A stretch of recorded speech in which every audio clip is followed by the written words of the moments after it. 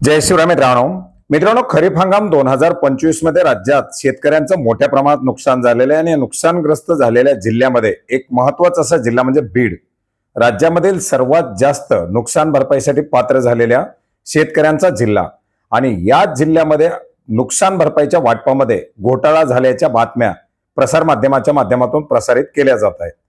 याच्यामध्ये मोठ्या प्रमाणात युट्यूबवरती असेल, न्यूजपेपरच्या माध्यमातून असेल, या बातम्या प्रसारित व्हायला सुरू झालेल्या आहेत आणि याच पार्श्वभूमीवरती बीड जिल्ह्यामध्ये हा घोटाळा झालाय का त्याच्या संदर्भातील काही माहिती, याचबरोबर अतिवृष्टीसह रबी अनुदानाच्या वितरणाच्या संदर्भातील माहिती ही जिल्हाधिकारी कार्यालयाच्या माध्यमातून प्रसारित करण्यात आलेली आहे.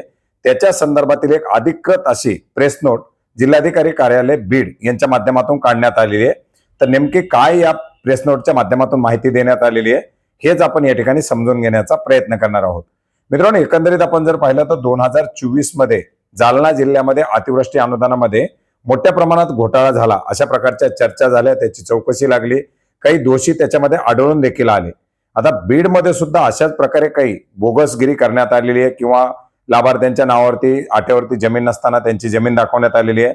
अशा बऱ्याच साऱ्या बातम्या या ठिकाणी चालवल्या जात आहेत आणि याच पार्श्वभूमीवरती आपण जर पाहिलं तर आज 26 नोव्हेंबर 2025 रोजी काढण्यात आलेल्या प्रेस नोटच्या माध्यमातून जिल्हाधिकारी कार्यालयाच्या माध्यमातून काही माहिती देण्यात आलेली आहे, ज्याच्यामध्ये अतिवृष्टीमुळे बाधित शेतकऱ्यांना मंजूर झालेल्या अनुदानामध्ये तलाठी कृषी सहाय्यक अधिकाऱ्याने शेती नसणाऱ्या सगळे सोयऱ्याकडे शेतकऱ्याचे पैसे वळवले.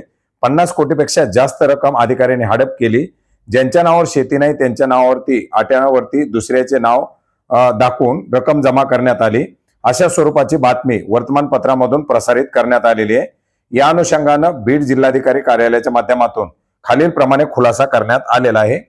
बीड जिल्ह्यामध्ये शेती पीक नुकसानीसाठी 2020 ते 2024 या 5 वर्षाच्या कालावधीमध्ये वेगवेगळ्या नैसर्गिक आपत्तीसाठी एकूण 16,37,760 इतक्या बाधित शेतकऱ्यांना 1334 कोटी 46 लाख रुपये एवढं निविष्ट अनुदान मंजूर करण्यात आलेलं आहे आणि बाधित शेतकऱ्यांच्या सदरीत अनुदान हे बँक खात्यामध्ये वर्ग करण्यात आलेले असून विभागीय आयुक्त यांच्या आदेशाने मागील 5 वर्षाच्या सर्व शेती पीक अनुदान याद्यांची तपासणी करून अहवाल सादर करण्याचे आदेश देण्यात आलेले आहेत आणि या अनुषंगाने जिल्हाधिकारी यांनी तालुकानिहाय जिल्ह्यातील सर्व उपविभागीय अधिकारी यांची तपासणीसाठी नियुक्ती करून त्यांचे नियंत्रण अधिकारी, समन्वय अधिकारी, अप्पर जिल्हाधिकारी बीड अंबेजोगाई यांची नियुक्ती करण्यात आलेली आहे. सद्यस्थितीमध्ये जिल्ह्यातील उक्त बाधित शेतकरी यांना वाटप केलेल्या अनुदान याद्याची तपासणी सुरू असून अनुदान याद्याची तपासणी पूर्ण झाली नसल्याने जिल्ह्यातील व्यक्तीने सदर बातमीवरती विश्वास ठेवू नये अशा प्रकारचं आवाहन या प्रेस नोटच्या माध्यमातून करण्यात आलेले. अर्थार्थी अद्यापपर्यंत कुठल्याही प्रकारच्या घोटाळ्याची माहिती समोर आलेली नाही. याची चौकशी सुरू आहे आणि चौकशी अंती जे काही सत्य समोर येईल ते या ठिकाणी सांगितलं जाईल अशा प्रकारची माहिती या प्रेस नोटच्या माध्यमातून देण्यात आलेली आहे. मित्रांनो, आता याचबरोबर आपण जर पाहिलं तर अतिवृष्टीच्या अनुदानाच्या वाटपाची सुद्धा या कार्यालयाच्या माध्यमातून काही माहिती देण्यात आलेली आहे, ज्याच्यामध्ये अतिवृष्टीच्या अनुदानासाठी 702 कोटी 4 लाख रुपये, तर रबी हंगामाच्या निविष्ट अनुदानासाठी 708 कोटी 8 लाख रुपये असे एकूण 1410 कोटी 12 लाख रुपये अनुदान हे पात्र झालेले आहे आणि याच्यामध्ये एकूण 14,80,639 शेतकऱ्यांना हे अनुदान वितरित केलं जाणार आहे.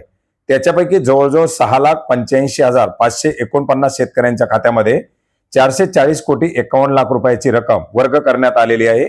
तर रबीच्या हंगामाच्या साठी जे अनुदान दिलं जाणार आहे याच्यासाठी 6,46,316 शेतकऱ्यांच्या खात्यामध्ये 507 कोटी 98 लाख रुपयाची रक्कम जमा करण्यात आलेली आहे. अशी एकूण 13,31,865 शेतकऱ्यांना 984 कोटी 49 लाख रुपयाची रक्कम ही त्यांच्या खात्यामध्ये जमा करण्यात आलेली आहे. सद्यस्थितीमध्ये जिल्ह्यातील 1,04,331 शेतकऱ्यांची केवायसीची प्रक्रिया सुरू असून केवायसी केल्यानंतर त्या शेतकऱ्यांचं देखील अनुदान या शेतकऱ्यांच्या खात्यामध्ये क्रेडिट केलं जात आहे. अशा प्रकारची माहिती या रबी हंगामाच्या अतिवृष्टीच्या अनुदानाच्या संदर्भातील प्रेस नोटच्या माध्यमातून देण्यात आलेली आहे. त्याच्यामुळे या जिल्ह्यातील अतिवृष्टी अनुदानाच्या घोटाळ्याची चौकशी आणि या अनुदानाच्या वाटपाची ही माहिती जिल्हाधिकारी कार्यालयाच्या माध्यमातून देण्यात आलेली आहे आणि हीच माहिती आपण या व्हिडिओच्या माध्यमातून घेण्याचा प्रयत्न केलेला आहे. याच्या संदर्भातील जे काही पुढचे अपडेट येतील ते अपडेट सुद्धा आपण वेळोवेळी जाणून घेण्याचा प्रयत्न करणार आहोत. आशा करूयात कुठल्याही प्रकारे शेतकऱ्याच्या अनुदानामध्ये घोटाळा झालेला नसावा आणि योग्य त्या शेतकऱ्यांच्या खात्यामध्ये या अनुदानाचं वितरण केलेलं असावं आणि ते व्हावंच हीच अपेक्षा आहे. धन्यवाद.